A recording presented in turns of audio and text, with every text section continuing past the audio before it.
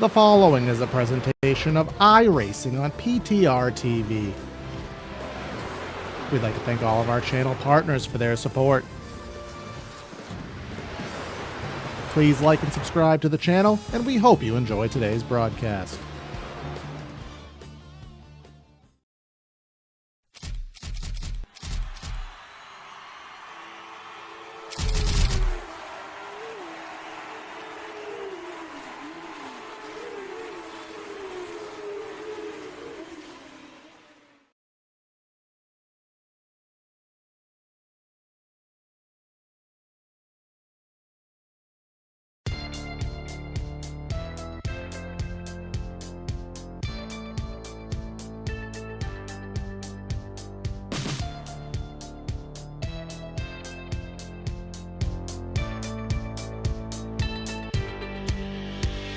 The Monster Mile, or even known as White Lightning, the concrete 1 mile in Dover, Delaware, has been a concrete track since 1995, prior asphalt, but either way it has always been a high banking, high speed, high risk racetrack. Tests these drivers' physicality, patience, and a lot of other skills here as they have to navigate the tight confines. And as we wind down a triple bypass Xfinity Series championship, let's see how season 9 comes to a close. Welcome everybody to PTR TV for today's coverage of today's event.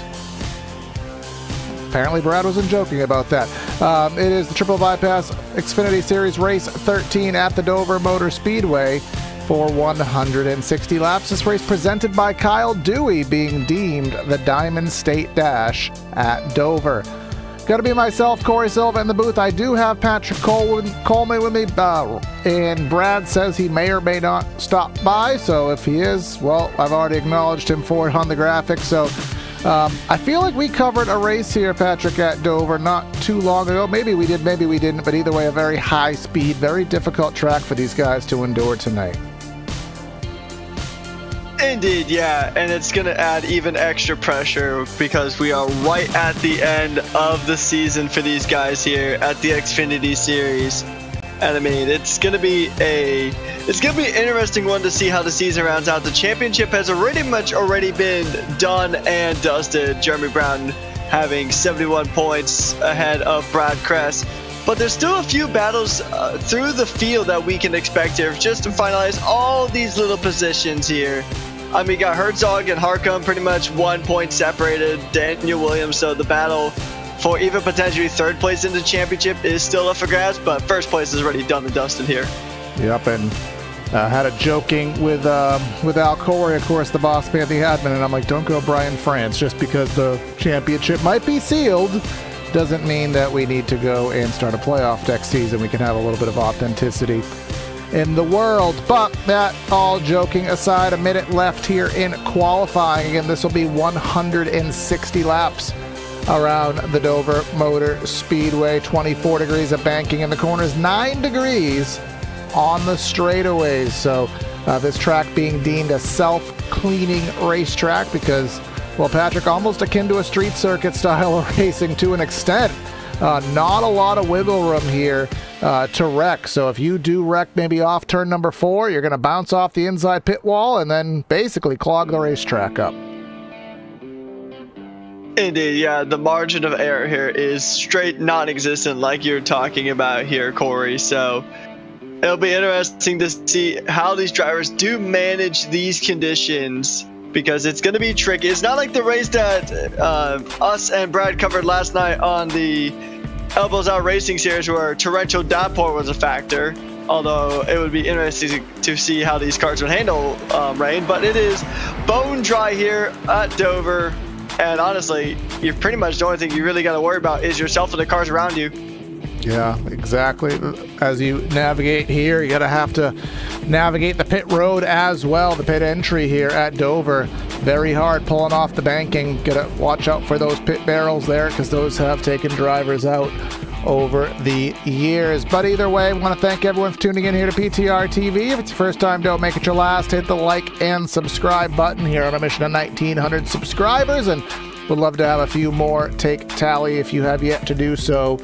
watching these events. But that's going to be the end of our qualifying server. That goes down to 0. Now we're heading down trackside, and let's start things off with our PTR TV starting lineup here from Dover. Sean Bradley, the Canadian native, going to start on the front row. He's got the Duff car with Jeremy Brown, our points leader, in the second spot. Ben Harcum in third, Chad Baer in the fourth position. Dominic Zanobi in fifth with Brad Kress in the sixth spot. Seventh is the boss man Al Corey with Caleb Brown in eighth. Rounding out our top 10, Patrick will get Daniel Williams and then Austin Williams. Not sure if there's a relation, but they are in row 5. And then going down to our next 10 drivers, we have Jason Benson and Matt Harmon in row number 6, and then followed by Samson Lewis and Kyle Dewey. And then we have Michael Seymour and Cameron Kane in row number 8, followed by the Catman, Zachary Nerney, and John Crutchley in row number 9. And then Donald Ristow and Jim Hubble round out our 20 here tonight. That is our field here at Dover Motor Speedway. We do want to give shout out to Whiplash Sim Cams for providing what we are using here today in terms of a camera pack. So some nice, interesting views, and you can check them out on Facebook. Excuse me?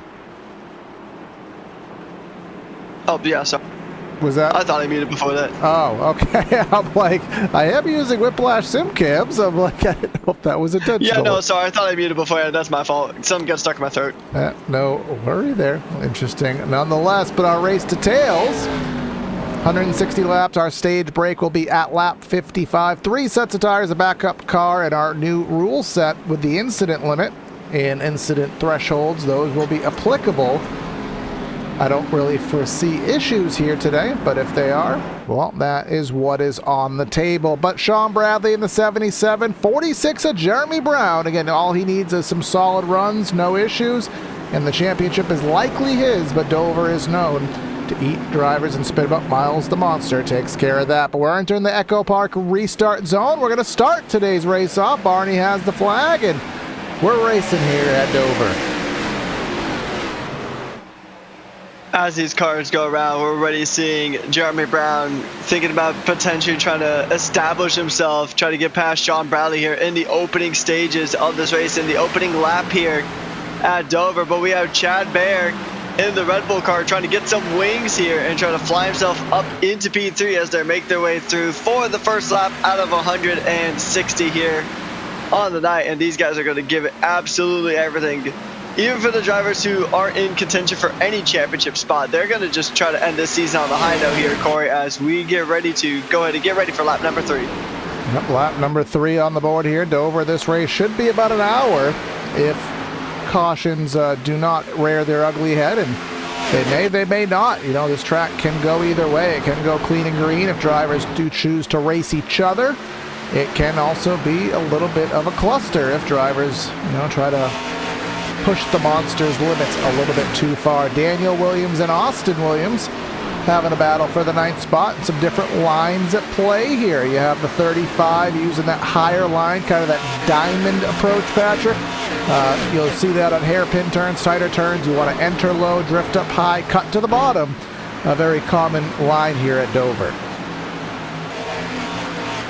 We'll just have to see how these drivers utilize that diamond line like you're talking about. Because, I mean, sometimes we have seen here from pretty much a lot of the triple bypass racing series, the ARCA series, the Cup series, and here the Xfinity series, we have seen drivers utilize some off-kilter lines, and they have made them work. And we have a side-by-side battle here for P12 here, as Cameron Kane is trying to close up to the back of Jason Benson.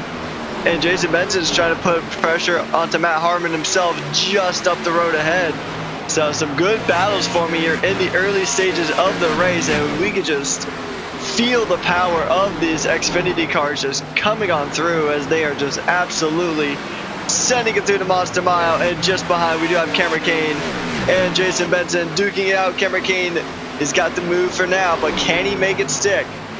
We'll just have to see. He's going to go ahead and try to hug that inside lane. And he's got the move for now, but we'll see if he can keep it because we're only on lap 7 here. and things can get pretty tricky here in the later stages. Although they do have 3 tire sets to work with, so using those tire sets strategically is going to be a pretty big choice here.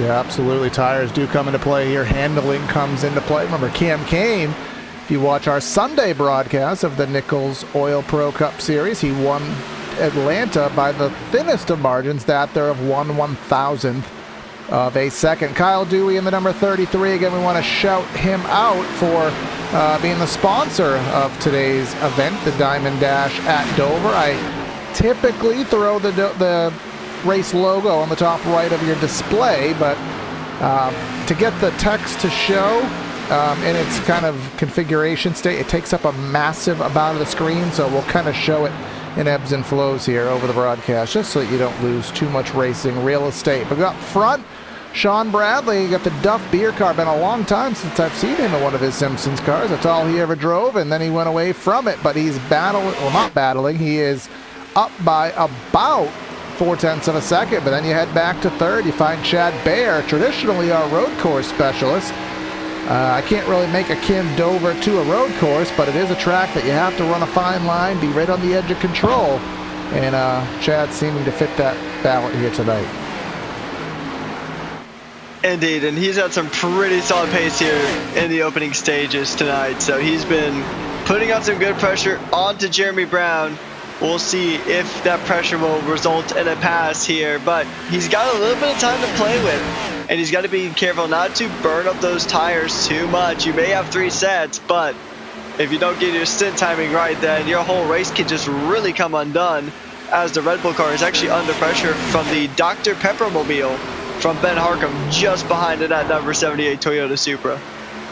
Ben Harcum, a driver who's had his ebbs and flows here on the season. Of course, I always find akin to a Dr. Pepper car, so always interesting. Going a little bit further back, Dan Williams on a Alicia Keys fallen mode through the field here, down 6 on the day, 9th to 16th, as Naj, who, interesting, I believe on Discord this morning, he said Dover is not fun, and then he edited it, and then said Dover is fun. So I take a kin that Naj in the 48 may not be overly excited about Dover.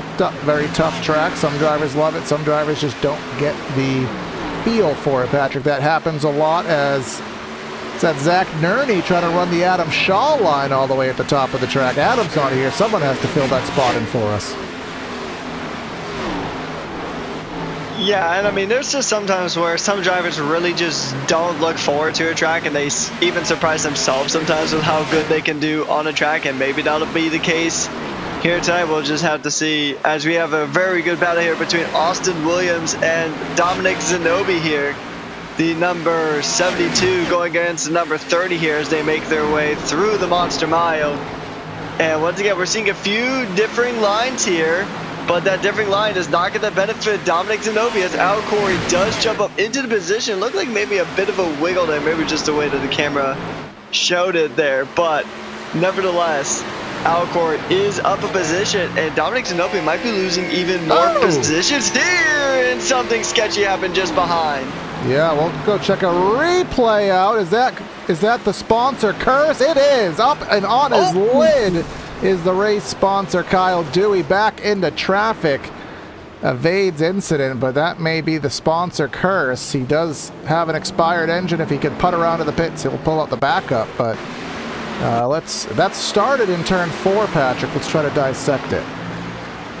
Oh, the Zanobi into the wall, and that's just Dover for you. Kind of pancake down. I think there may have been suspension issues from... I think Dewey enabled some suspension issues, and yeah, Benson just absolutely decimated. Kind of shades of the Joey Logano hit from 2009.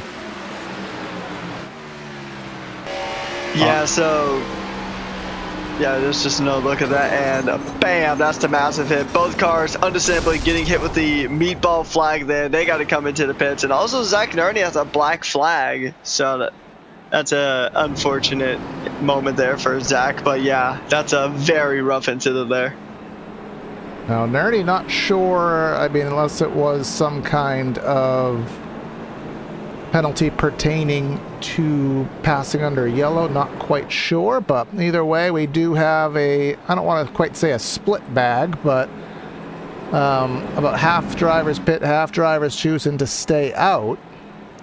See Cam Kane back there, so it looks like 12th on back, all choosing to visit the pit lane here. We did have about probably 3-4 tenths of fall off, so be interesting to see if anybody takes tires at this juncture. I wouldn't personally think that'd be a good decision to take tires, and seems like that is the general consensus here.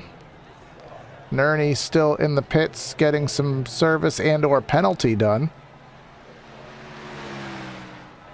I know he did have he does have some right side impact to that 36, and you can just see a little pop there, so definitely getting some work done. 32 seconds of work for Mr. Nerney.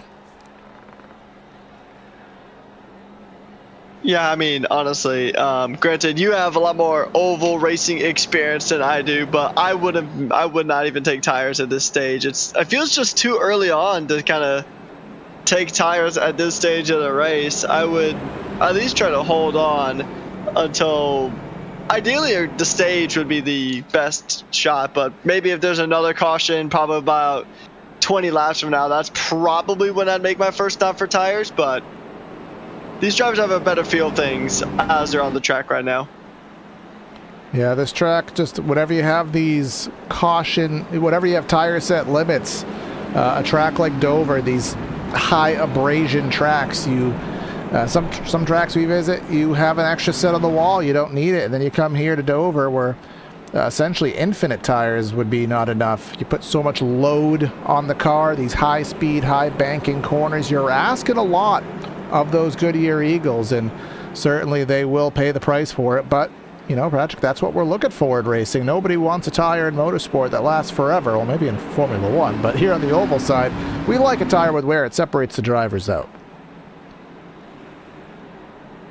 Yeah, I mean, when it comes to Formula One, the tires, I don't think we need permanent tires. We just need tires that just don't tear to shreds after a couple laps. But nevertheless, I mean, it adds a good amount of strategy, and strategy is something that makes racing really interesting as the pace car comes in, and we're about to go ahead and get back started here at the Monster Mile.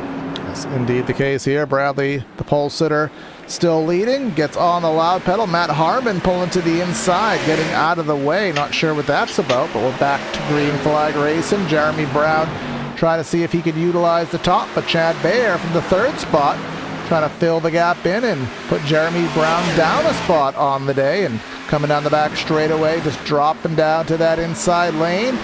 Let's see if it's going to work. It looks as though Bayer washes up. Brown does have to suffice, falls back in line, move Chad Bayer up to P2. Indeed, Corey, and we're going to see some good battling here. Jeremy Brown is going to let Chad Bayer run away with this one. He's already trying to put on a heap load of pressure here, but Chad Bayer is going to do the same to Sean Bradley just up the road. These guys are going to go ahead and just give their all here. It is the last race of the season, so you might as well throw a Hail Mary in every so often, but it is still second to last race. Early on in this race, and we'll just see if Chad Bayer can get it done. Second to last race of the season. We do have one more on the docket. That'll be in early December. And we'll have that covered for you here on PTR TV. No worries there. But here's Chad Bayer to the inside. Now, this makes you wonder who's using the tires, who is just flat out faster. It's very hard to tell here at Dover because we don't know who is doing what pace. But what we do know is we have about 32 laps to the stage, and what we also know is we have a new leader, 91 up. Let's see if Brown takes second. He will. Sean Bradley, Bob's your uncle, in negative sense, loses 2 positions in 1 lap. Back to the inside crossover move, trying to get by Brown again. Yeah, these two are going to continue to go side by side, and a fellow Red Bull car of Brad Kress is going to be just right there behind, waiting to see how this battle transpires, because he might fancy himself a move here as he's going to the high line, trying to make something happen here, try to go ahead, but he's going to potentially lose a position to Harcum there, who's pretty close to him here at this stage, but he'll keep that position for now. and this order will slightly spread out between P1 and P3, but there's still a lot of close and tight racing going all throughout this field as we are on lap 25 out of 160. Yep, I'm going to racing to lap 55 for our guaranteed stage, and that'll be an opportunity that I'm sure everybody will use those tires and take that first set. Here's Sean Bradley and Crest. Crest got right to the back bumper, but again, Ben Harcum, we talked about him a little bit earlier, and he is showing some pace. Now Caleb Brown showing pace. Harcum going all the way up to no man's land there, and maybe that's advantageous. Maybe it's the plan, but didn't seem to work. I think Brown may have kissed the wall, and to the inside of Brown is Sean Bradley. These drivers can't get away from each other. Yeah, I mean, they're pretty much like peanut butter and jelly here, Corey. They just cannot be separated, and they're still going to go ahead and fight it out. And I mean, this is a very, very entertaining race here in the penultimate round of the season. That's a massive wall contact there. And I believe that was Ben Harcum, I think, who had a bit of contact with the wall there. It was, yeah, the number 78 Supra getting a nice little love tap against the wall. Well, Dover stomp, or whatever you want to perhaps call it. Let's take a look here, and wow, yeah, that was more than a kiss. That was a solid piece of contact. So we'll see if indeed there's any residuals from that, whether he gets damage repaired on the next caution or whether he pulls out the backup because can't deal with any suspension issues. And another thing that comes from suspension issues, Patrick, is uneven tire wear. If you have that tire turned in a little bit because you have messed up the toe, you'll burn the tires up, and you don't need to do that any more than we're already doing. Yeah, I mean, tire management is going to be one of the most crucial things in this race here. You just got to try to keep those tires alive, ideally until the stage is probably going to be the primary goal for these drivers here. Make it to the stage, and then throw on another set of tires and try to get this one at least closer to the end. But yeah, if you have that messed up suspension, your handling is not going to be fun.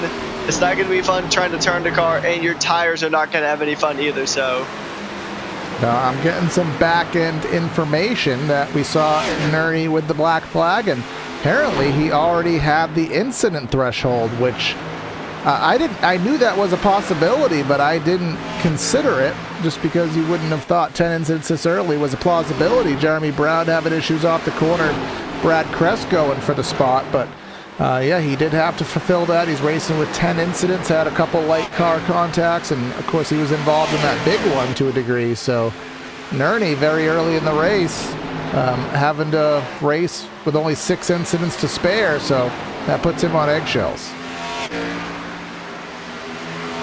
Indeed here, Corey, and it'll be interesting to see how these drivers manage it, because it's going to be difficult.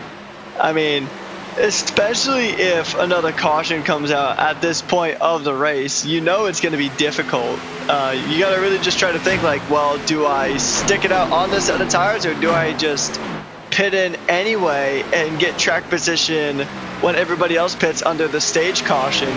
So, I mean, racing is as mental as it is physical here, and we're seeing some good examples of both here tonight, as the number 45 is going to go ahead and try to close on in here. He's going to go ahead and try to get something here. The boss man trying to get some moves done here, as the number 67 car goes ahead and gets on past. Yep, Naj has a little bit of contact to number 48. Now, and that was interesting because, ironically enough, Patrick, there was a new sound added to our virtual soundboard that we can't play due to language issues, but he was going straight. Yeah, just straight into the wall there. Might cause himself a little bit of suspension issues as he tried to get past the 87 of Michael Seymour. So, I mean, he's still driving the car, but, I mean, surely there has to be at least some kind of damage on that car. There has to be. Dominic Zanobi. There was a couple races where I didn't get to roast him for having some self-induced faux pas, and I think he was just about trying to do that there. Of course, all joking aside, had a big wobble there off the corner. Samson Lewis he was battling with. There's Nerney there.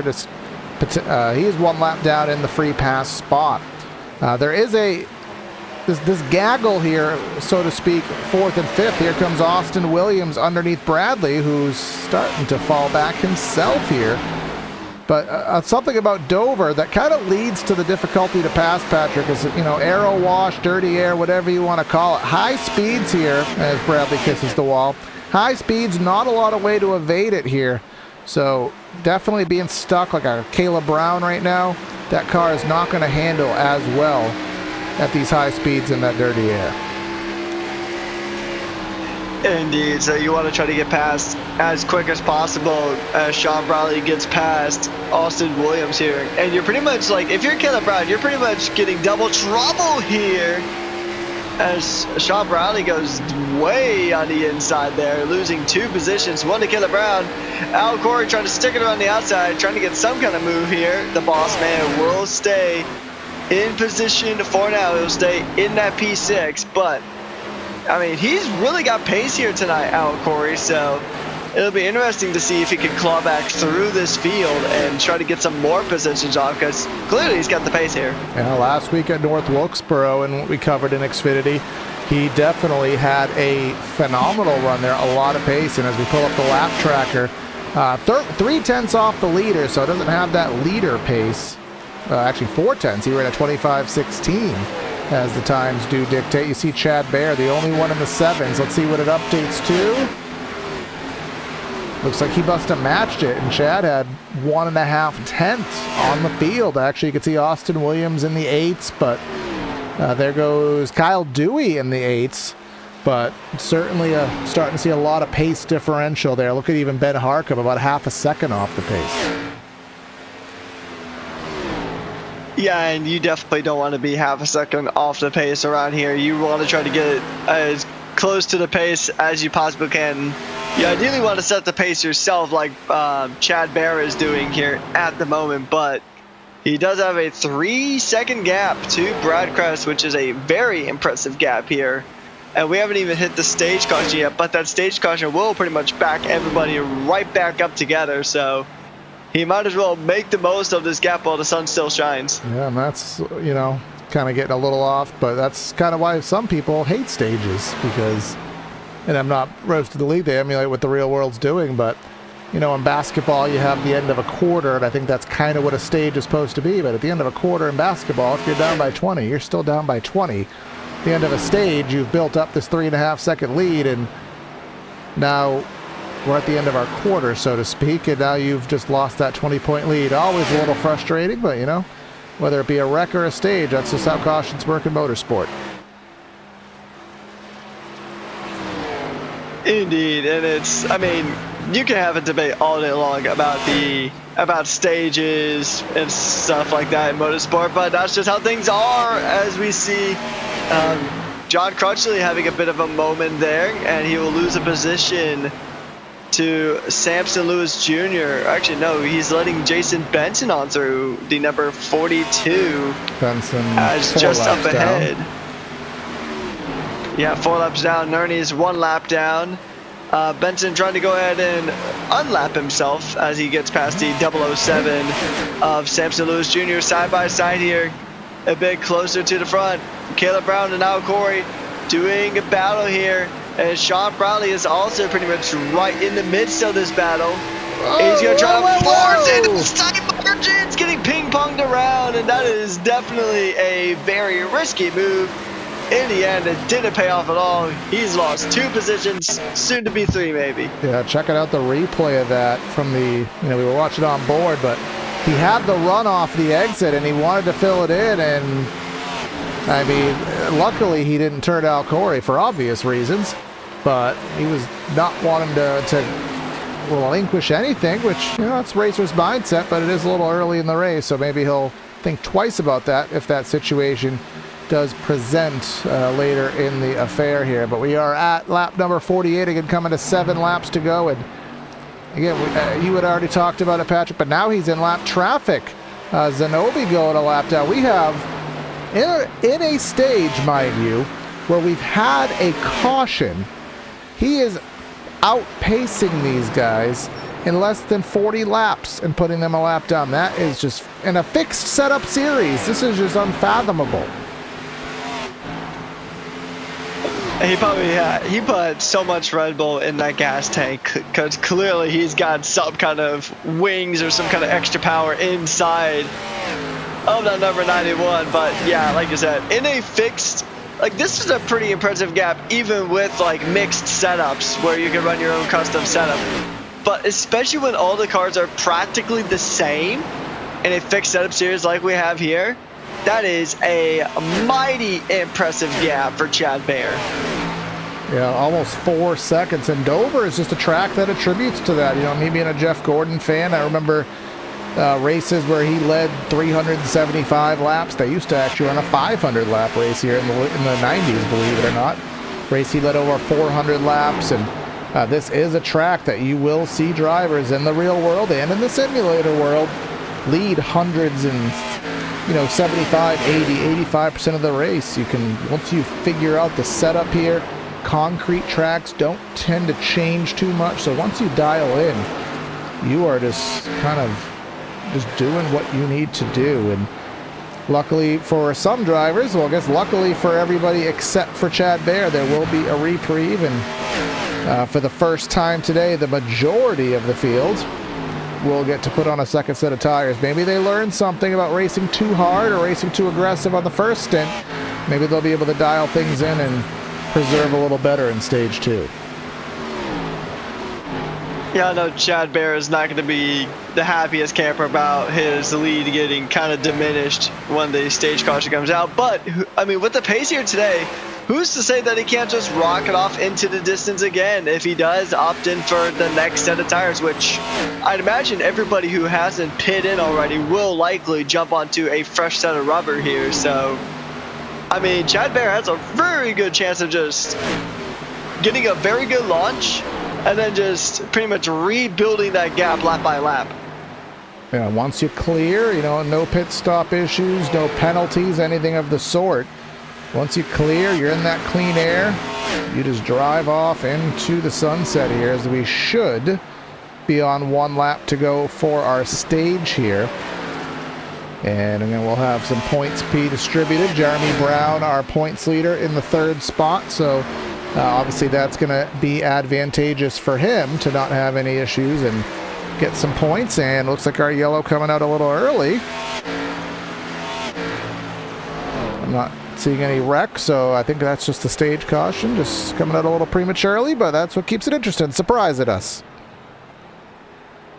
I think, actually, we're going to addendum that because I have a trigger saying that Mr. Naj Crutchley, John Crutchley here, had a meatball flag.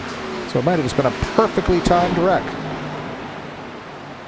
Yeah, he's going very high and just kind of grazes There's a no way wall that there. was a meat. There's no way that was a... It's got to be something else, I would think. I mean, you have the same... he did have a... You have the same software, the same information that I have. It says on my system that he received a meatball flag.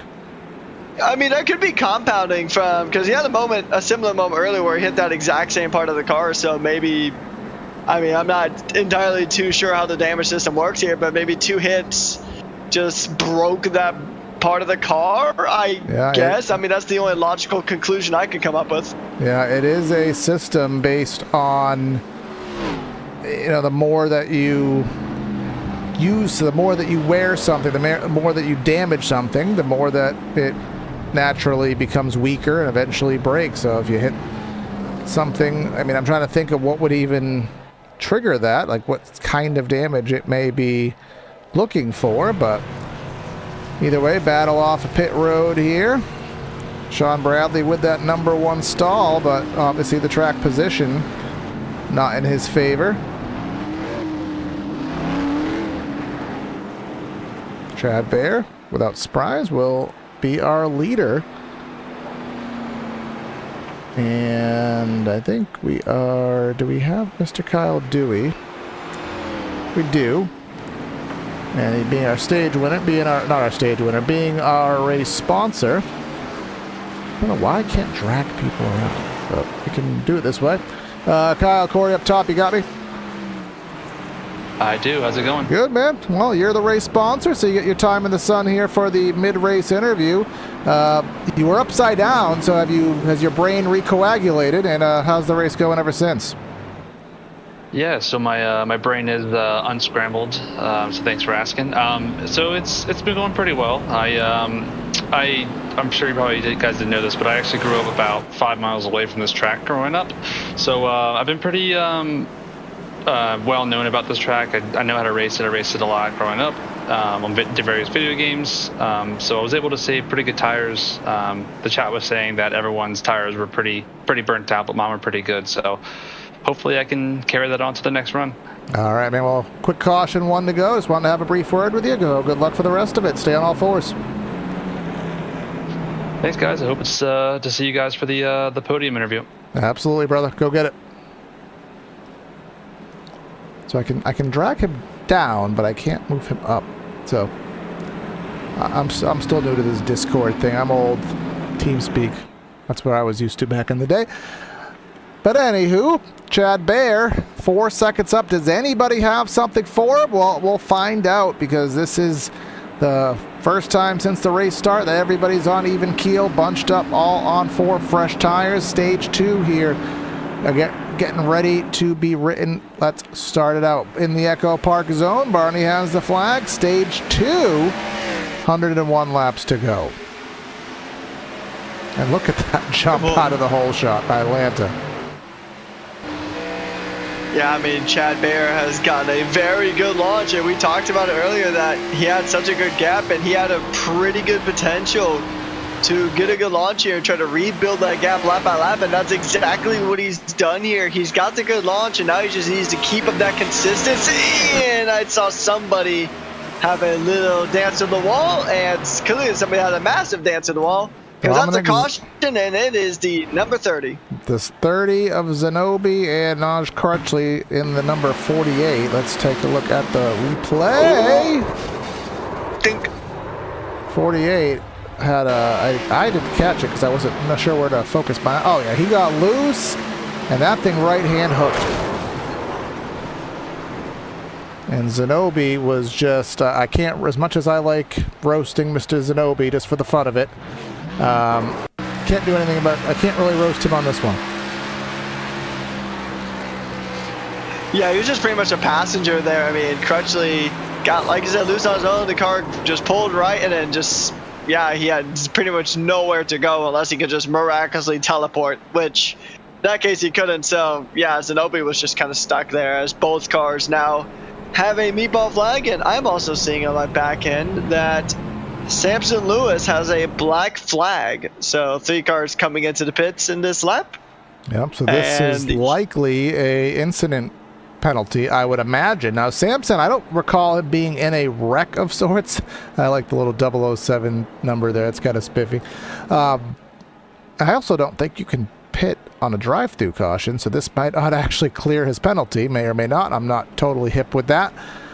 But he had a lot of incidents, I think, with the wall, and obviously getting in an incident, you know, you can get $20 by getting $1 at a time, or someone can give you a $20 bill. Like, you could get incidents 1 at a time by hitting the wall, or you can get them 4 at a time by making car contact. So enough little taps to the wall can also get you in that danger range. Yeah, and I mean, it doesn't matter what racing series you're in, whether it's ovals, whether it's endurance, Formula 1, etc. Getting a penalty is just not fun in any kind of circumstance. So I know Samson's, he's not going to be too happy about that, but the best thing that he can do is just kind of keep his head down and just get back to it. Maybe it can have a really good come through back through the field. But yeah, no, I think he does have to go back into pits and actually serve that penalty again, because it has not cleared that black flag on our end. So Samson Lewis might have to actually do a drive-through, which is going to add even more time to the time he's lost from that first pit stop. Now I'm being fed some information from the back of driver tire wear, and the right front inner portion of the tire. Of course, the tires are measured inner, middle, outer. I mean, that's self-explanatory. So the inner number traditionally wears the most because of camber. Camber is essentially tilting the tire so that it could lean into the banking more, get more grip. Anywho, 24% tire wear remaining on the innard of a driver's right front tire. Conversely, the outer portion of the tire was at 75%. So they are really aggressive on the camber here. And again, significant tire wear, running about 60 or so laps. That is true. So we'll just have to see who can manage it the best. It's going to be interesting. Still a good amount of racing left to go. Just under 100 laps left to go in this one here, Corey. And this is going to be a spicy one to the end. There's hot, there's fire. Isn't there another sauce at Taco Bell? I mean, mild. Mild doesn't really count as hot. There's Diablo, which is kind of disappointing. That's what it was. I'm not. My stomach doesn't allow me to partake in such sauces. I mean, sriracha's hot too. But what kind of spice do you like? Or will Chad turn this into unseasoned chicken? We'll see which it is.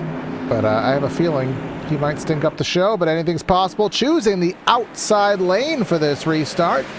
And he'll get on the loud pedal. Gets the whole shot as we expect. Second place will be Brad Kress and Sean Bradley. And the momentum from the inside and the geometrics will give that to the number 9 car.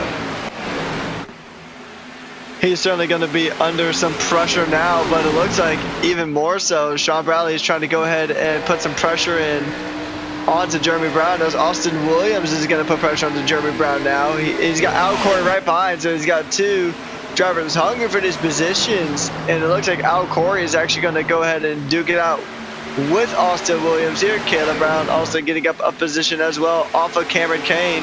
So these guys are all just duking it out here through this field, and they're going to go ahead and give it everything that they got here. They're going to go ahead and just punch it with every fiber of their being, both man and machine. And they're going to continue to race it on here on the Monster Mile. And this is going to get really, really intense here in this midfield gaggle. And the hard part of this is predominantly the drivers on the outside lane will be using a lot of the feel-good on their Dr. Feel-Goods, using a lot of their tires up to maintain on that outer lane. Again, Dover, a track that you put a lot of load, you really ask a lot out of these Goodyear tires. So racing this hard, short-term gain, long-term reward, you got to consider that as Jeremy Brown, and we nearly 3 wide, having a interesting little battle with the 72. Really ran him down deep on the straightaway. That's not something usually you see with about 90 laps to go. But again, Jeremy Brown wants the spot, and he's going to drive it in deep, nearly into the door of the 72. You'd think this was, the All-Star race is here next year. You'd think we were racing it for $1 million right now. They're certainly giving it their all, like there is $1 million on the line here, Corey. These guys are just absolutely sending it. I mean, you could barely fit a soda can in between those cars at some points. And now we are seeing here that the number 37 has come to play. Cameron Kane trying to go on the inside here. And he will get past Austin Williams here in that Crocs machine. He'll get it a little bit. They get close again. As now we see the number 37 trying to go to put some extra pressure on the Jeremy Brown. He's got a shot here. But we do see Austin Williams kind of trying to use that lower inside lane here, trying to find any kind of gap to get the move done, to retake that top 5 position away from Cameron Kane here. And we are on lap 70 here, but the racing is still just as intense as it was on lap 1. Yeah, 90 laps to go, and we'll have to do a little bit of pit strategy math later, but do we actually have the plausibility here of a change of lead here? That's not what we expected based on the first stint, but maybe Brad Kress, like I said, there's the opportunity to learn something. Getting absolutely smoked. Maybe you learn, all right, I drove too hard. Maybe I should do this line. Somebody absolutely obliterated the wall back there. I think that was actually the 72 of Austin Williams. Maybe all that side-by-side cost him, but as I was saying, I think Kress learned something. And now Chad Baer has a lot more on his table here, but Brad Kress really struggling, trying to get through that dirty air, trying to find the way around. Again, just not a lot of place to make lanes work here, so struggling, but he is right there. Absolutely. Chad Bear has done fantastic here, but Brad Crest has done really good as well, because remember on the last restart prior to the one we did earlier, I mean, Chad Bear pretty much he got a really good launch after the restart, but Brad Crest is just not letting his fellow Red Bull driver get away that easily, and he's going to continue on. Sean Bradley is also pretty much right there in the mix. The top three having right about a 2-second gap to the rest of the field here with his entirety of the top three, as Chad Bear is now under a lot of pressure from Brad Crest.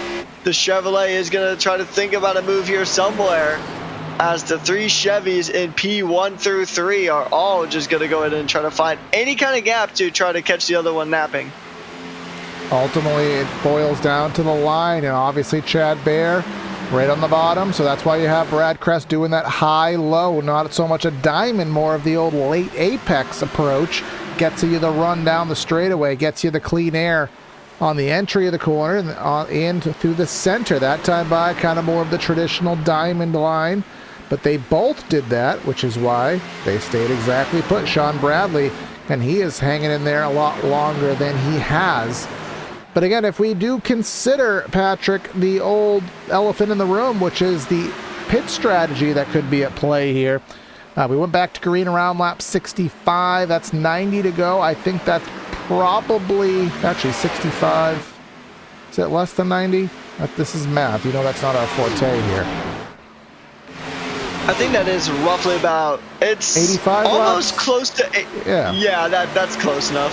So I would think that's right on the edge of a fuel window, but I guarantee you're not going to want to do that on the tires. So do you risk it and maybe split the gap and try to use better tires to your advantage, or do you consider trying to put it around 85 laps? That could be something of interest to take note of, as look at Chad Bear. As we're about 15 laps in, now he's put it into pseudo fifth gear and said sayonara, whatever makes sense. I mean, I think it's just going to come down to, I mean, regardless, it's going to be a last moment thing of like, just sometimes just getting a good feel of the car and how the car feels in a moment could decide a strategy, and that strategy is really going to make or break your race here. I mean, I honestly don't know what strategy is going to work, because, I mean, even theoretically, if you get a full green race for the rest of this one, as we are right at the halfway stage of the race, I mean, it could be a last lap caution that could really just throw your whole strategy out of the window, as our amazing race sponsor of Kyle Dewey is trying to put some pressure onto Al Corey. Shout out to Kyle Dewey for sponsoring today's race. And he is going to go ahead and try to get a move done onto Al Corey, trying to put that Supra up into P8. And is he going to make it stick? It's close, but not quite. They go side by side, almost touching here. And he is going to make that pass, and he makes it look easy. So the hometown native, Kyle Dewey, been to this track, raced this track, and has a lot of experience here, so wants to do well. Obviously, the start of his race didn't go the way he would have liked, but said he wants to work his way to the podium. Well, he's got about 6 spots to get there. He needs to get up to 3rd to be in that predicament here. We have Ben Harcum making a pit stop. This is unscheduled for everything that I'm aware of. Now, this is 80 laps to go. I mean, unless he's up and leaving for some personal reason, I mean, theoretically, you could make it to the end from here. It could be some very extreme form of strategy, so hopefully it's that and not something terminal. Yeah, that is the hope. Although, seeing that he does have a black flag now. I didn't see that. That's actually on my laundry list. It just appeared on my end. That's actually on my laundry list. Hopefully, because we do have a little bit of off-season lag coming up here. I'm trying to get a black flag overlay onto our graphics package, but that's a tomorrow project. And Harcum looks to be taking it behind the wall. So there, now he's back. But either way, he's going to be multiple laps down now. 32, 33 seconds and counting on his pit stop. Yeah, because at least from what I saw, it looked like he got that black flag as he actually made his way into the pits. So that's a interesting penalty to kind of dissect. But as we saw, so we had some. It could be a. So if he was going for a strategy, maybe he sped, or is Dover a very difficult place here to pit? Dominic Zanobi getting triggered with a black flag, and that hood is not hooding. That front left tire isn't attached to the track either, so he's got both the black and the meatball flag there. So, oh wow! How did that not throw out a caution? That's a massive hit. And he was going straight. I don't know. LOL. Inside jokes. Most people will get it from the Discord this morning, as you do, Patrick. But he was going straight until he wasn't. And again, the iRacing algorithm is roughly, I think, 45 degrees in relation to being against traffic. The angles, he must have been 44.9 there, because I don't know how that didn't cause a caution. But I'm not mad about it, because I like having green flag races and I like strategy. And Chad Bear starting to pull away. Last time by, let's pull up the battle tracker. He was in relation to second, about 0.2 faster. Let's see what it is as they cross the stripe this time around. A 788 to an 8 flat, so that's about a draw. So he's not stretching the legs out like he was prior, but he is inching further out lap by lap. That pretty much just comes back to the point we made earlier of where he could get a good restart and he could just eventually start building that gap lap by lap by lap. And that's exactly what Chad Bear is doing. It's a pretty good strategy because you won't burn up your tires as much if you do it gradually instead of just trying to go for broke. As we saw Kyle Dewey get really close to the wall there, as now he's kind of locked in with a battle with the croc car of Cameron Kane just behind. Zach Nerney and Matt Harmon swapping positions here on the day. The Chevrolet and Ford going at it, doing some battle around here. And I mean, definitely not the last time we're going to expect battle from these two, as Dominic Zanobi is still in the pits for almost a minute and a half. And he has already abused that backup car, so no other options other than repair. And currently the only other driver who is, there's no other driver off the racetrack right now. Samson Lewis 6 laps down, Ben Harcum back out 4 laps down, and we have Benson down 3, Crutchley down 1. Everybody else is on the lead lap for now, last of which being Dan Williams. Well, I just talked about half the field. I guess we may as well just do it through the field at this point. Patrick, have you go through our top 10 for us? Up, and never mind. A caution out. Got out of that one now, didn't you? Now, I mean, it's still a good time as any to do it, but I'm more curious on what caused said caution to come up here. It's a very good question. I don't see any additional meatball flags on my screen. You're gonna see B-roll for a second. It was an admin thrown caution. So I can say that. Don't know why. There's not a second stage caution that we were supposed to see. To my knowledge, anyway. I mean, could be wrong. Yeah, there's nothing even that, again, not lap 93. I'm looking at my system here. There's nothing indicating someone was driving slow, nothing to indicate a wreck. So perhaps anybody in our YouTube chat, or perhaps someone will send me a Discord message in a moment and tell me what happened. But either way, pit stops to be had. This could be the final stop of the race. I mean, depending on caution sequences, but this will be the second set of tires, I believe, for most of the field. So they will have an additional if the opportunity presents, but let's see if there's any oddities, penalties, or issues in pit lane. Indeed, we will see. And I mean, once again, Chad Bear does become the first one to come out, but I think Sean Bradley might have got one up over Brad Kress here. So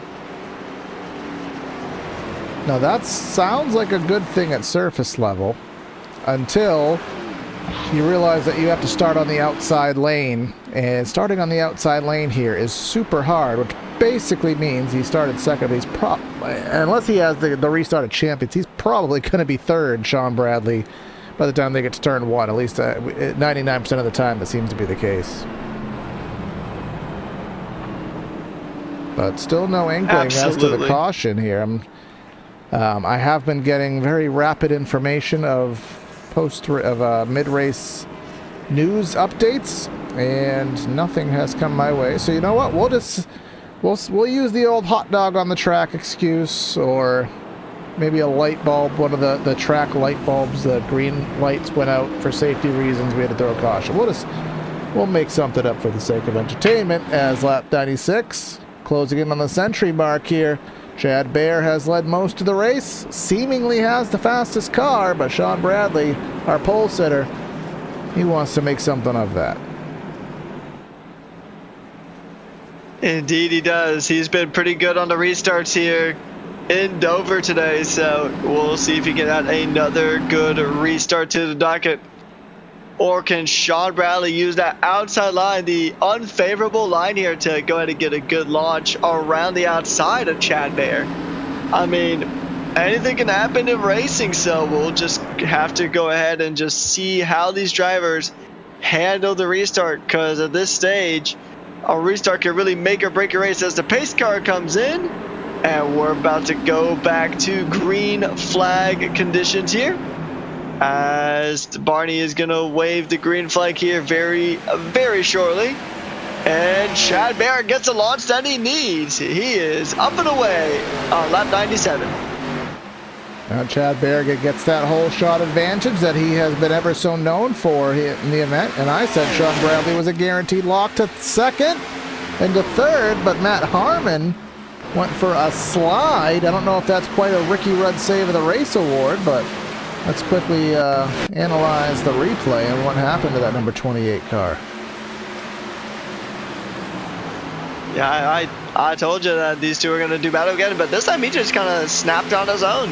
It was a good save. I hesitate to go as far to award-winning save, but that was a mighty good save by the 28. We'll see how the tires are feeling about it. And Sean Bradley must have heard that I said he was going to automatically fall back to third because he was starting on the outside row. And, you know, he pulled up his bootstraps and all those sayings of trying hard, and he kept himself in second. Indeed, it's been a pretty good restart for him as well. I mean, he had a pretty good position coming out of the pits because he did jump Brad Kress during that pit stop during the caution. So it's pretty good to see that he was able to capitalize on that track advantage, as we do see the race sponsor trying to close in on Austin Williams here. Kyle Dewey trying to go in and look for any kind of possible gap to get past his number 72 Chevrolet here. And that Supra is going to try to close the gap, but so far, he's just got to hang tight. And perhaps dealing with the dirty air. And again, this could be, if no cautions come out, you know, you're fully set fuel-wise to get to the end. The tires will be, starting to struggle, as it'll be about a 65-lap run to the end. But I think you have to drive this race as if it's going to run green to the end and save the tires. But it's also hard to, I mean, that must be a very difficult situation, Patrick, knowing that you're on what could be your longest stint of the day, but at the same time, it's your most important stint of the day because it's the one that pays the prize. So balancing that, a very difficult thing for a driver. Indeed, it's always such a fine line between going too slow and saving too much tire and going too fast but burning up every bit of tire possible. It's such a fine tightrope that you gotta walk here. As we're seeing Kyle Dewey go up the inside of Austin Williams, they're gonna get close here. They're gonna try to sort this one out. And the number 33 race sponsor gets it done, but Caleb Brown also looking about to get a move onto Austin Williams here, just behind, and yeah, something must have just slightly unsettled Austin Williams, because now he is pretty much in a bit of danger here. Zach Nerney got by as well. Well, is about to get by. Zach got by Caleb Brown. Zach did have to do a little pit strategy sequencing to get himself in an ideal spot, but thus far doing okay. Has himself up to third. Not sure if he has a set of tires on the wall, but he will, if he doesn't, then he's going to hope this race goes green to the end. But Sean Bradley, it seems as though, you know, Chad Baer is seemingly the fastest car, but each run, it seems he's losing a little bit of his edge. Now, Brad Kress was making a challenge. He has fallen back half a second, but Sean Bradley really turning the wick up here as we've passed the century mark here in the waning stages. About 20 minutes left to this race. Sean Bradley making his biggest move since the opening couple laps. Certainly, Corey, as we're going to see here, as Sean Bradley is going to try to look for any kind of move. He's going to look for any kind of gap. I mean, granted, 53 laps sounds like a lot, and if it was a Formula 1 race, then that's basically just a new race entirely, but around a oval track here like Dover, and that's a move. That's a move and a half there from Zach Nerney, getting a very audacious move up the inside Austin Williams, and Austin Williams is looking to return the favor and try to stick this one up the inside. He's going to go in and try to give it everything here to retake the position. They get very high, very close to the wall here. Not much quarter given here between these two, and I mean, the respect is there, but so is the aggression. Meanwhile, Sean Bradley, oh no! Cut that thought off. Caught that one live. Nerney, and that'll be Nerney's race. I believe he's already used his backup car. No, Nerney has been, I think, eliminated from the event. Or he's meatballed, but either way, he's probably eliminated anyways. But caught that one live. We'll just get another angle of it. Oh, Nerney got loose. I thought it looked at the initial shot, to me anyways, that the 72 washed up, but on the replay, very clearly, Nerney got loose off the top. We'll go on board with the 17, and it'll kind of answer the question for us. Yeah, we can just see here. Yeah, I mean, Austin didn't really move there, so he held his line, but like you said, Nerney got loose. And yeah, that just pretty much just became a domino effect from there. Luckily, I'm glad that nobody else got taken out from that. Yeah, Al Corey, I mean, he was far enough back that was able to really just get by that with relative ease here. Let's see, he had about maybe 3 or 4 seconds of reactionary time, but even though he had a lot of reaction time, Dover doesn't really give you a lot of space to work with. There's the smoke. Oh, he almost made the wrong call. Luckily, had enough space to, you know, had to zig, but luckily he had time to zag. That has definitely got to be like almost a textbook definition of a code brown. And what are we seeing here? We are seeing Brad Kress do the strategy call, which you see it quite a bit. You know, we always talk about, Patrick, it's the worst thing in the world as a racer is to leave a set of tires on the wall. So he has taken the gamble, Brad Kress, and, well, for that matter, a couple others. You can see 35 of Williams, the 72. Obviously, he had to probably have damage. Well, 35 and 72, they're not pertinent in this, but the 9 kind of gambling that this is going to run green to the end and use those fresh tires to try to get the lead and the win that way. It's a very risky strategy, honestly, so I'm going to be curious to see how it works. This could go really one of two ways. I think it's either going to work super well and Brad is going to go back up to even start challenging for the podium with potential to win, or it's going to go absolutely nowhere. I don't really see it being too much in between here, Corey, because indeed this is a very weird one. So we're 16 laps in. 17 and counting. So it's about probably 14 laps hard on the tires. The fear here, Patrick, is that a caution's going to come out in maybe, lap 140 or so. Because we only have 14 cars on the lead lap. That's not a lot. And I have to imagine if a caution comes out in, say, 25 laps, the vast majority of them are going to choose to pit. And then that leaves Brad Kress stuck with no tires, and he's going to have to just putt around and do the best he can on aging Goodyear Eagles. So his goal is, again, if it stays green, probably the money call. But if it doesn't, he's going to have to get up on the wheel and just hope and pray. But Chad Baer taking the outside. We saw the run that Sean Bradley was getting and the attempted passes he was trying to make. He's going to have the inside lane to try to get up and at it here and take advantage on the restart. Entering the Echo Park restart zone. Who's going to get the jump? And of course it's going to be Baer, but I'll tell you, Bradley didn't do too terrible of a job. I guess actually it's getting a little worse as they get up to speed. Kyle Dewey actually had a pretty good launch there as well. Not as much as the rocket ship launch that Chad Baer had, but I mean, in our little stage interview that we had with Kyle Dewey, he did say he would hope to jump in here on the podium spots, and sure enough, he's pretty much right up here in the podium contention here.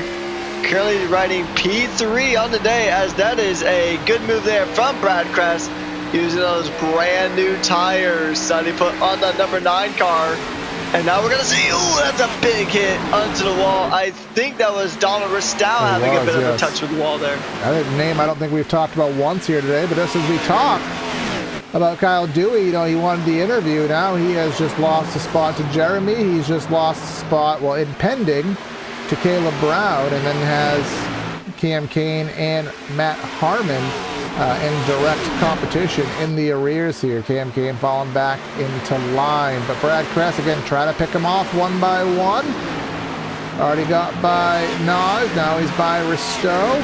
Now lap times we're not too far off where we've been, as we'll pull up with our leader as reference. Only a 10th off our best lap of the race, Patrick, but I think a lot of that is due to the aesthetics. I don't think we checked the weather this morning, prior to the race. But as you can tell, cloud cover coming over the Dover Speedway, so that's going to cool the track temp down, and that's going to raise the lap speeds up. Well, it's going to make the lap times faster. So that actually hurts the new tires call. Yeah, some tracks really do benefit from just having a brand new set of tires.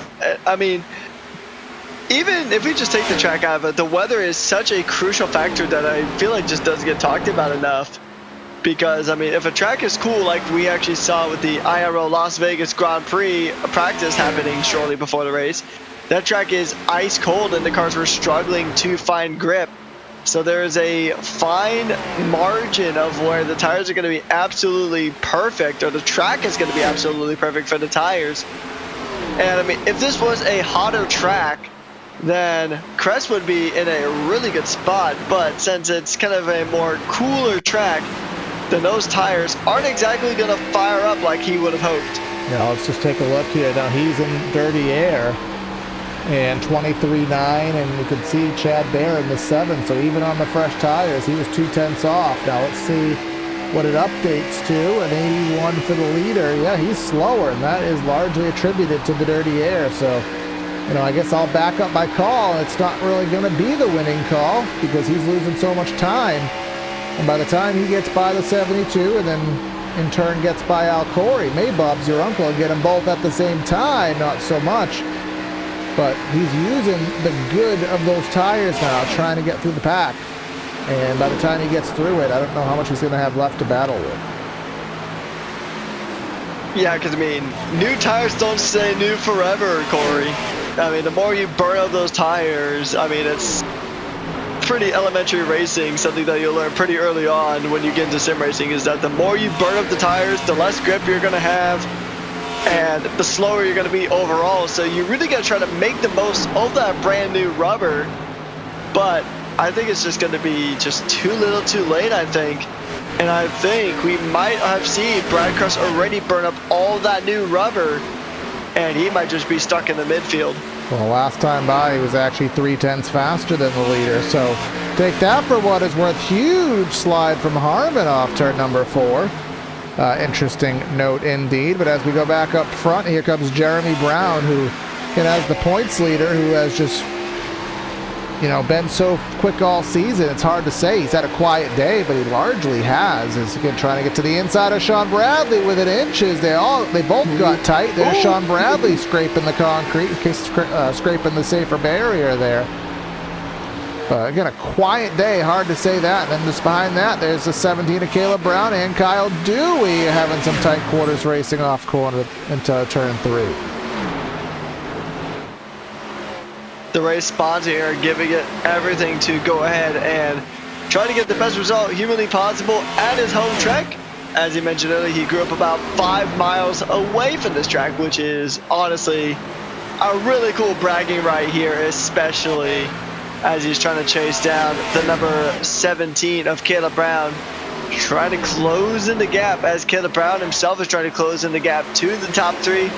Trying to snag a podium here from Jeremy Brown or even Sean Bradley, because those two seem to be the closest options here, as Jeremy Brown is going to try to look for a move here onto Sean Bradley. He's going to continue, but as these two are battling, Chad Bear is starting to pull away again, building that gap, kind of like the gap we saw before the stage caution. Yeah, has led over half of the race, and the second segment of the race per se didn't seem to shoot out of the cannon as he did on the first segment. But now that seemingly is the case. Last time by 2.5 tenths up on Sean Bradley, who seemingly is holding this wad of traffic up. Jeremy Brown probably losing a little bit of patience now. I mean, as right now, Chad's probably already out to lunch too far. That I don't know if anyone can get to him, but look at Brad Kress. Maybe it's not done for yet. Now he's into third, right to the rear decklet of Sean Bradley. Ran out of space, ran out of air. And Jeremy Brown doesn't care. He tried to make a comeback on him, but how much Dr. Feelgood, how much good is left on Brad's tires, and can they eat up 2.5 seconds in 30 laps? That is something we're just going to find out, but those tires looked more alive now than they have been throughout the rest of that stint. Brad Kress, he's definitely got those tires fired up now, and they are working magnificently. I know earlier when he was just kind of stuck in midfield purgatory, we were saying that maybe it wasn't a money call, and now we're going to have to walk back the walkback we had on that strategy call, and I think Brad Kress, he's catching. That gap was at about 2 seconds now, down to 1.9. 4/10 last time by. Look at that. Well, there you go. Yeah, you do that enough, and you'll pretty much be right on Chad Bear's, rear deck lid. So he's going to be in prime position here. But here's the thing that we both know here, Corey, is catching up is one thing, overtaking is another. Well, half a second, so... Now let's also put into consideration as well that Chad Bear probably knows what's going on, and he could be A, trying to save tires, or B, I guess that's really the only option. Maybe he is trying to save, maybe he has used what he has last time by only 2 tenths up. Now 2 tenths is going to get there if that pace continues, but never mind, this is the worst case scenario. We're under caution. This is Brad Kress's kryptonite here. This is what most likely is going to throw his race in the garbage. And it was unless it's Cam Kane trying to do his Adam Shaw impression. Into the wall, down into the 72. Al Corey, another evasive maneuver. Jeez. But yeah, indeed the case. Let's just see.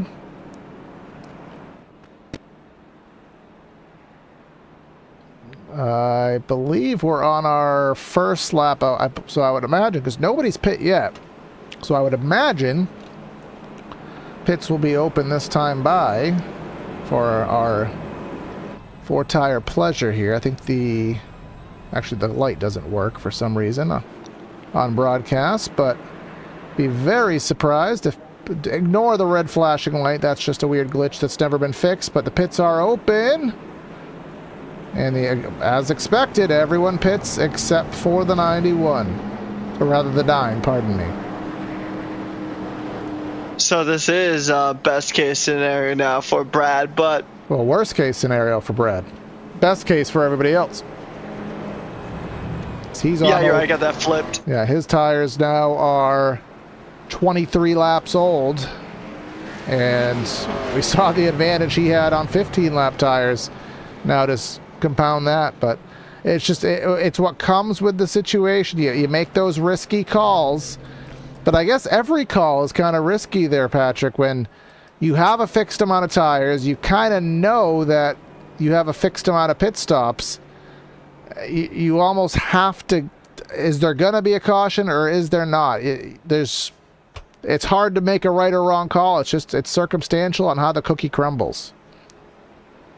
Indeed. While he may benefit from a little bit of this very early track position, but everybody is going to be pretty much just right behind him on a brand new set of tires. So unless he can defend, like his life depends on it, this is going to be a very tricky situation. And I don't see Brad Kress winning this one, but hey, we've been run before here. So, but also another thing to note is that Chad Bear has been lightning on these restarts, and with fresh rubber, whew, this is going to be really interesting and really entertaining to watch here. Probably the most entertaining restart on the night.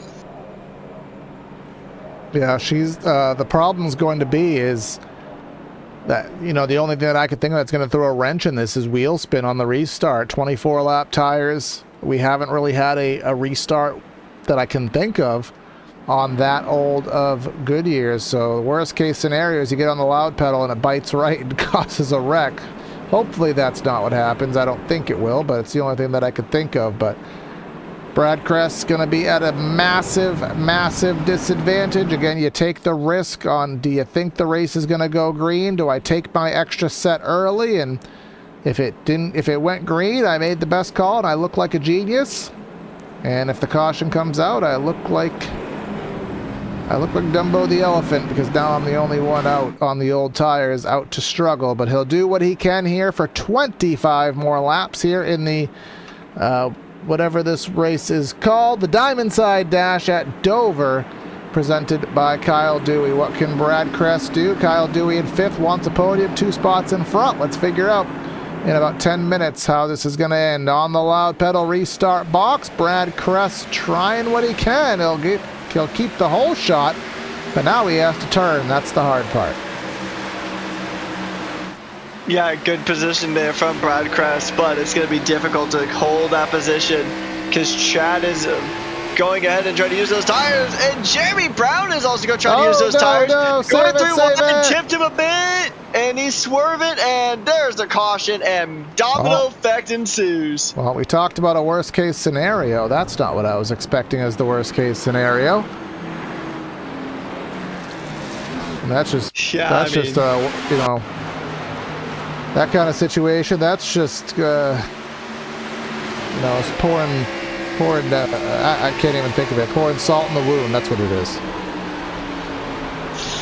Yep, just tipped, and then, a valiant effort there from Brad, but ultimately we see the result of that one.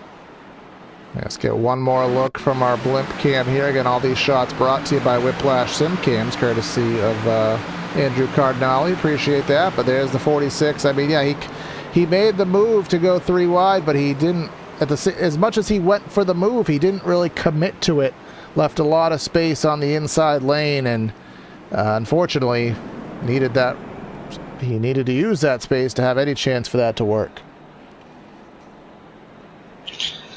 Yeah, definitely worst case scenario for Brad is Austin Williams has a black flag, Cameron Kane's got a black flag, so 2 drivers with black flags, as we're seeing a few drivers coming into the pits, probably all those cars trying to fix damage on their car. So it was the worst case scenario for Brad Crush, but for Chad Baer, definitely best case scenario, because now he's pretty much right in that advantageous position, being in the front, brand new tires, and he has just been absolutely lightning on these restarts. Yeah, he is. As again, these tracks, kind of this style there, Patrick.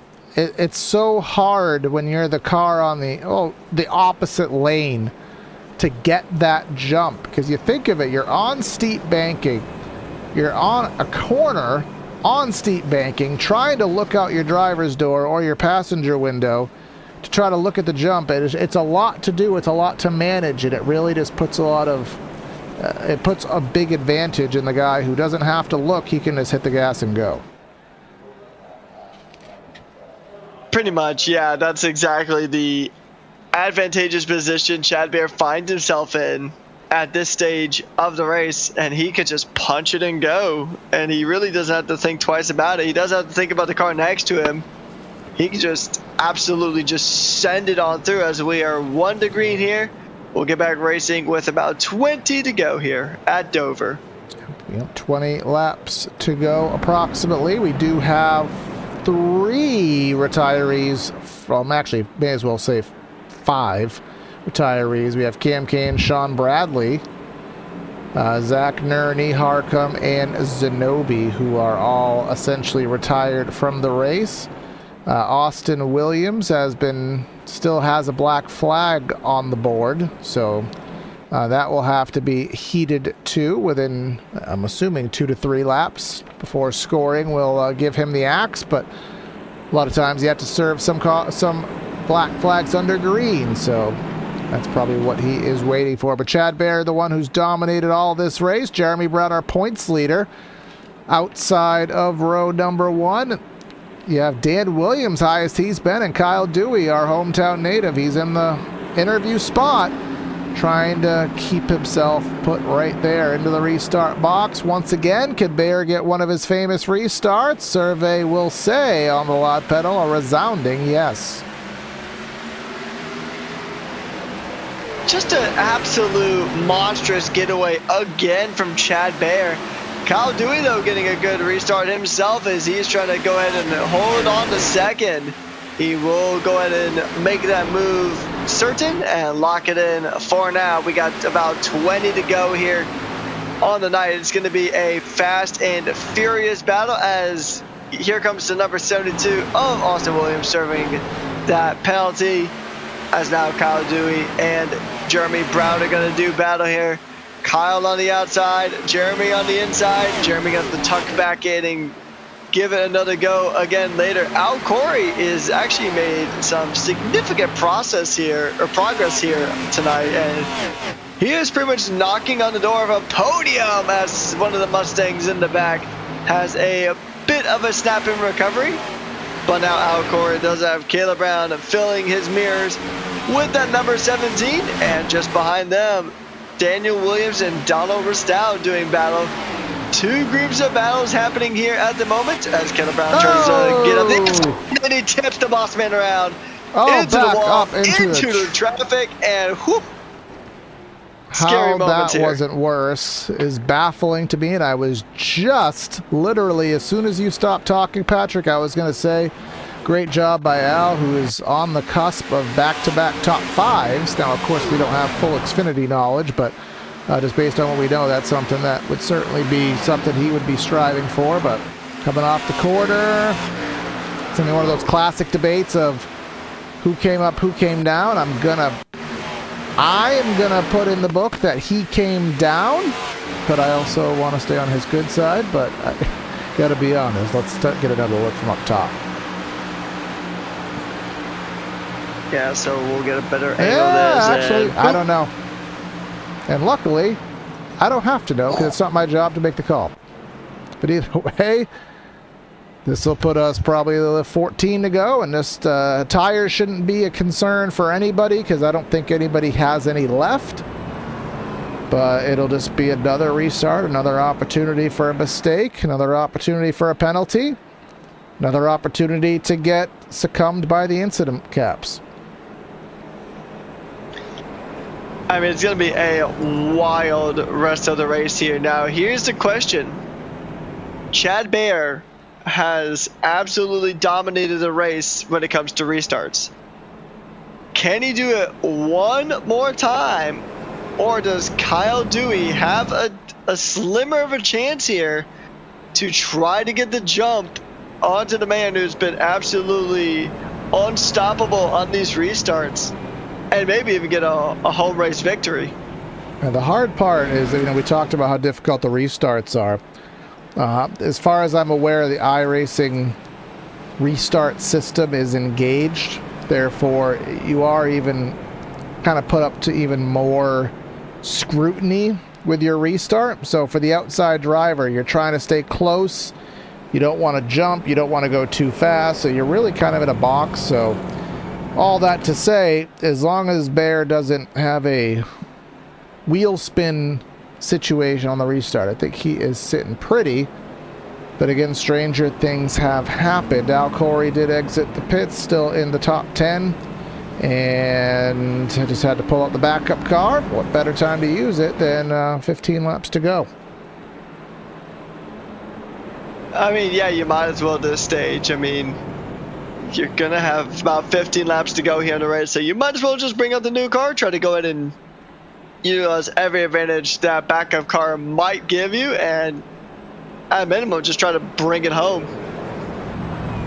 Well, just take advantage of it, try to take it home, and again, just look forward to the final race of the season, and that will be not next week, so obviously if you're watching this live, Thanksgiving in the United States next Thursday on November 27th, so a week off, and then we will be heading to the Phoenix Raceway for 130 laps. That'll conclude our Season 9 campaign, so looking forward to that, but want to end this race at Dover on a positive note, and looks like we'll have about 13 drivers, 14 actually, taken to the green for this restart.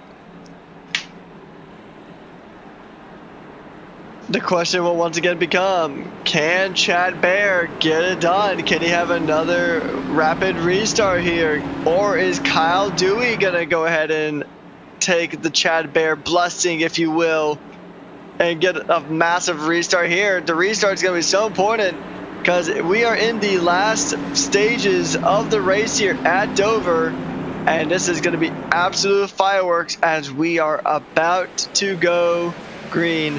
Chad Baer on the outside, Kyle Dewey ready trying to tuck in behind, and Chad Baer once again gets that launch that he needs, but Kyle Dewey and Jeremy Brown aren't too far behind.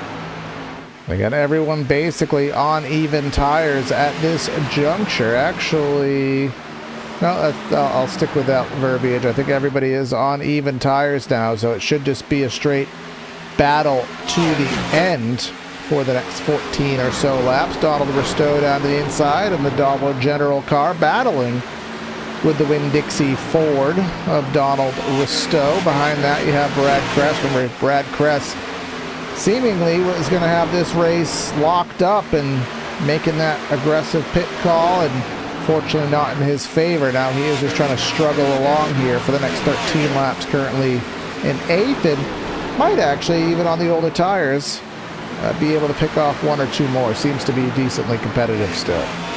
Big slide from Williams off the corner. I mean, it's not over until the checker flag waves, Corey, so anything can still happen in this race.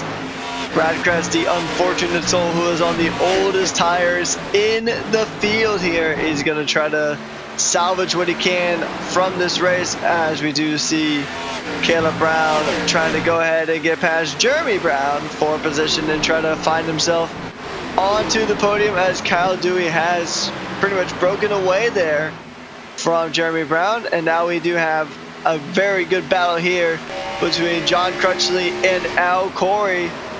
They're going to do a lot of battling here with 10 to go here on the night here at the Triple Bypass Xfinity Series.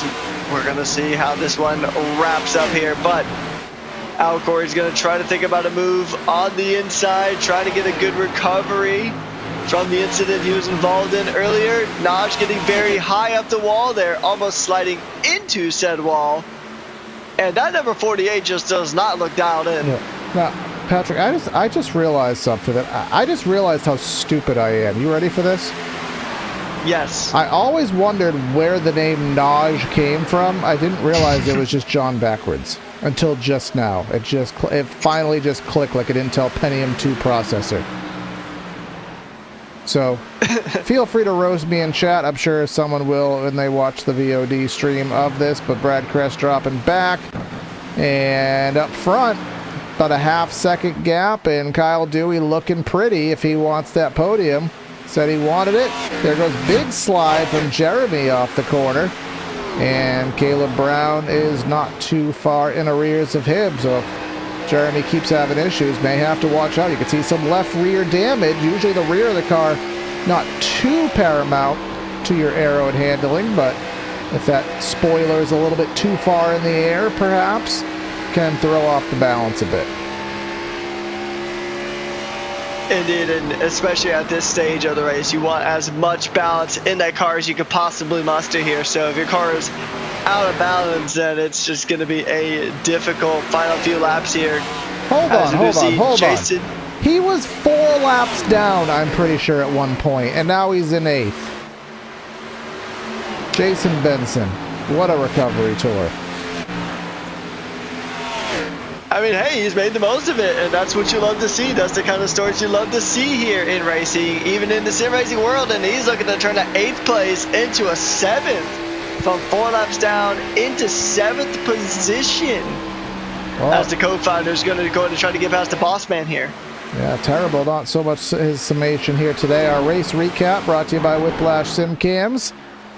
4 to go, 8 cautions for 23 laps, so not a terrible race, but a little bit rough around the edges. Best lap of the day, no surprise, going to Mr. Chad Bear. As 3 miles to go. Remember, if we get to the white, we get to the checkers. Just has to muster another 2 laps without a wreck, and some side-by-side happening. Here comes Jeremy Brown getting by Dewey, all the while Caleb Brown just sniffing, try to take advantage, go 2 for 1. Kyle wants his interview. Well, he might lose it here because here comes Caleb. He's really fighting as Chad Bear is about to take 2 to go.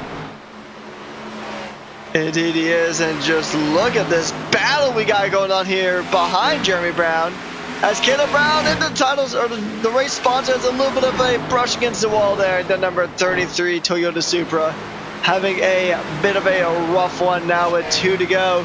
He's going to try to recover to the podium on the home track as Chad Bear has now built up a near 2-second gap on the penultimate lap of this race. The white flag is out, and he's only got 1 more tour of this historic circuit left to go. Yeah, 1 more lap to go for Chad Bear. Led 134 laps. It'll be an even 135 out of 160 if he can complete the task. Thought it was going to go astray for him with strategy, but the caution gods put it out, let him get back on the tires he needed, and allowed the dominating effort to come to its ultimate glory. Coming off the corner, Chad Bear wins at the Monster Mile.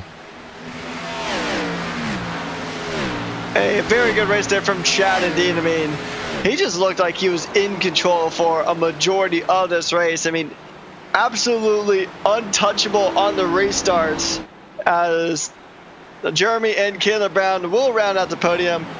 So close yet so far away for the race sponsor, almost getting a podium here at his home track. But one thing that we cannot deny is just how quick Chad Bear was here tonight. Yeah, just found a way to have the extra gear at a track. Again, fixed setups and everything is even skill, even for most of the drivers, but just had that extra something here today, and that works to his benefit going into Victory Circle here tonight. Let's see if he's going to do any celebratory activities. Of course he will. He burns it on down here and does his donuts here at the Monster Mile. And while he celebrates his victory, let's go and start our post-race show. Give you the final rundown of results here today from Dover. Chad Bear, final margin of victory is 2.3 seconds over Jeremy Brown. Caleb Brown in third. Kyle Dewey wanted the interview. Unfortunately, lost it at 3 to go. Matt Harmon in fifth. Donald Ristow in sixth. Benson 4 laps down to 7th on the day. Seymour, Crutchley, and Brad Kress. Got a feel for him on that tire call. He finishes 10th. And then the rest of the field here, we have Austin Williams, Al Corey, Daniel Williams, Samson Lewis Jr., Cameron Kane, Sean Bradley, Zachary Nerney, Ben Harcum, Dominic Zanobi, and Jim Hubble round out our 20 drivers here on tonight's field. Yeah, looks like Hubble didn't even take to the grid here today, but, give him a shout nonetheless. But we'll head straight to victory lane. Chad Bear getting the win here today, but for a brief moment of time, it looked as though the dominant car was not going to get the checkers. How much of a blessing, a breath of fresh air was it to have that yellow to undo that strategy situation? Oh, yeah. If it hadn't been for that, Brad he'd probably won by half a lap, I guess, the way it was going. But you just never know when them yellows are going to come out. They usually don't come out with this bunch. So really, that was a pretty smart call. It just didn't work this time. Yeah, I know it's a risk on the tire calls. When to pit is, it's almost a lottery perhaps, but you took the conservative route. But I know your mantra is the pseudo SVG. You're obviously the road course guy, but you found something here. Fixed setup series, and you have the field just absolutely covered on the long haul. Is this a track that you have circled on the calendar, or did you kind of find something mid-race and run with it? Yeah, I really like this track and this car. Like, these two together are just a great combo. You really have to drive your guts out to make it fast, but honestly, I don't usually run that good here. I mean, not that good. And I don't know what happened. Like, I just looked down at maybe about halfway through that first run before the stage break, and I was 3 or 4 seconds ahead, and I didn't have a clue what had happened. I'm still not sure what I found that was so much better than everybody else, really. Well, try to put it in a bottle, put a cork on it, and figure it out next time you come here, because obviously it worked, man. Any final words before we let you go? Just shout out to everybody with the almighty Triple Bypass League, all the admins and sponsors. Man, I forgot who sponsored this race. I always forget who sponsors these Kyle races. Dewey. Mr. Dewey. Oh, yeah, he was second right there at the end, and then I looked down and he was gone. I don't know what happened to him, but he had a good race. And appreciate him sponsoring it, man. That was a good time. Appreciate it. Absolutely, brother. Phoenix in 2 weeks. We'll see you then. Yes, sir. Me and Brad are working on the name for that right now. We're sponsoring it, so we're brainstorming. All right, I know we gave you some good ideas in Discord earlier, so we look forward to it. So we'll see you soon, man. All right, Corey, thanks. And now second place, a nice solid smooth day for our points leader, and he is with Patrick, if I can remember to move him. There he goes. All right, Mr. Jeremy Brown, points leader, welcome back to the booth. It was a pretty clean race for you today, but a good amount of caution. So, I mean, how difficult was it out there to really try to get these tires to the end? I'm going to tell you what, it absolutely, so it started off really, really loose, first 5-10 laps, and then it just started plowing tight, at least for me anyway. It was really hard to keep the right front on it. As the race went on, I learned a little bit on how to keep it on there, but yeah, that's pretty much how it went. I think at the end of the first stage, my right front was down to like 45, so it was suffering. Indeed, yeah. I mean, I think the tires pretty much made or broke the race for pretty much the entirety of the field. We have a week break, obviously, due to Thanksgiving. What's the Thanksgiving food you're looking forward to the most here as we get into our break week? Other than turkey, I love a good, a well-made stuffing. I can, appreciate stovetop, but I'm from the country, and there's some pretty good home cooks down where I'm from. So a good homemade stuffing is my favorite. Oh, if anybody's using stovetop on Thanksgiving, they are permanently going on my shit list. So appreciate that, man. I hear you. All right, man. But good job getting second here today. Oh, no, you got one more. I'm not trying to eavesdrop in here. Just going to give you one quick final question. When we do get back, it is Phoenix for the season finale. How confident are you feeling? I like that track. To be honest with you, we should be pretty strong there. at the very least a top 5 car. I feel like I ran there earlier in the year in another league, but it was a open setup. We ran really good. So hopefully we can put on a good show there to cap off this season. Also, before I go, I do want to apologize to Brad. I made a low percentage move there late in the race. My thought was to get under them, and maybe I could sneak through and get Chad behind me and maybe could hold him off for a few laps.